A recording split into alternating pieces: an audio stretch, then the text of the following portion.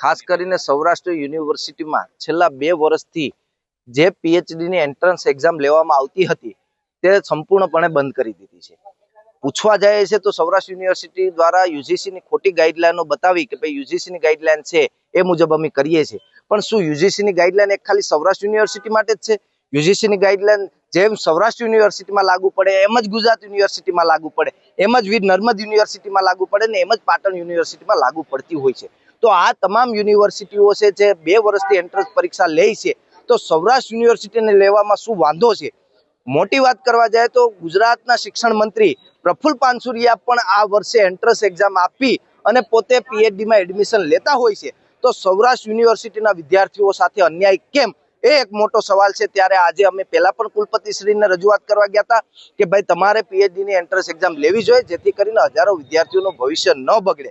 તમે જે નેટ જેઆરએફની જે અપેક્ષાઓ કરો છો એ સાચી છે, પણ જે વિદ્યાર્થીઓને પ્રોફેસર નથી બનવું અને માત્ર ને માત્ર ડિગ્રી માટે પણ અને પ્રોફેશનલી આગળ વધવા માટે પણ પીએચડી કરવું હોય તો જે એન્ટ્રન્સ એક્ઝામ હતી એ બંધ કરીને ક્યાંક ને ક્યાંક સૌરાષ્ટ્ર યુનિવર્સિટીના વિદ્યાર્થીઓ સાથે અન્યાય કરવાનું કામ આ સૌરાષ્ટ્ર યુનિવર્સિટી કરી રહી છે।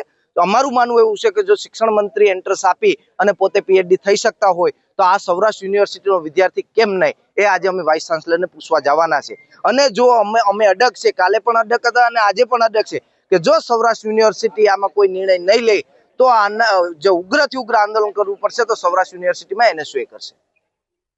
બરાબર છે, પણ અન્ય યુનિવર્સિટીમાં એટલે એ રાજ્યના શિક્ષણ મંત્રી નથી, ત્યાં નિયમો લાગુ નથી પડતા, તો તમારી યુનિવર્સિટી કેમ લાગુ પડે ભાઈ? એક જગ્યાએ છે પણ એમણે રજીસ્ટ્રેશન એ બધું એમની પણ ગમે યુજીસીની ગાઈડલાઈનમાં નથી આવતી યુનિવર્સિટી, મને એટલું કહો જો ભાઈ સાહેબ, એ યુનિવર્સિટી યુજીસીની ગાઈડલાઈનમાં આવે કે નથી આવતી? એક જવાબ મને આપો, બીજો કોઈ જવાબ। તો કેમ ત્યાં એન્ટ્રન્સ ચાલુ છે?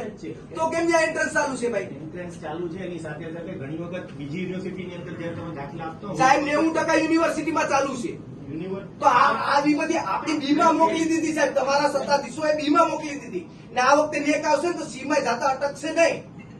કે ધંધા યુનિવર્સિટીના એવા છે, તમારા વરદી સુધી એડમિશનના રિઝલ્ટો નથી આપવા। ખબર નથી બીમાં સીમાં જશે, આપણે પેટની પરીક્ષા સાહેબ પેટની પરીક્ષા લેવાની છે ને અમારી એ માંગ છે, નહીં લેવાય તો અમારે આંદોલન ચાલુ રહેશે। આ બીજો કોઈ અમારે તમારી સાથે વાંધો નથી, બરોબર છે ને? આવનારા દિવસોમાં આ યુનિવર્સિટીમાં એક પણ ફંક્શન થશે ને કોઈ બહારથી ગેસ્ટ આવશે ને તો જોશે કે અમે શું કરશું। ના ધમકી છે, ધમકી સમજી, ધમકી સાહેબ, આ ધમકી છે, ચોખ્ખી ધમકી છે સાહેબ, આ ધમકી છે મારી। આ તમારે થાય કરી લેવું, તમારે જેને કેવું હોય એને છૂટ છે। વિદ્યાર્થીઓ માટે તમારે જેલમાં મોકલવા હોય તો જેલમાં જશો। એક બાજુથી તમે નિવેદન આવેદન આપો છો, બીજી બાજુ આવેદન અમે આપી ચુક્યા, તમને પ્રેમથી સમજાવી ચુક્યા, છતાં તમે કોઈ અઠવાડિયું 10 દિવસથી કોઈ પ્રકારનો નિર્ણય નથી લેતા। એના મેં તમને અત્યારે જે એની પ્રક્રિયા થઈ મેં તમારા ધ્યાન ઉપર મૂકી છે સાહેબ, પ્રક્રિયા એવી અમારે નથી જોતી સાહેબ, અમારે શું લેવા સાંભળવાનું પણ નથી દેવી નેટ, અમારે નથી દેવી જ્યારે ને પીએચડી કરું તો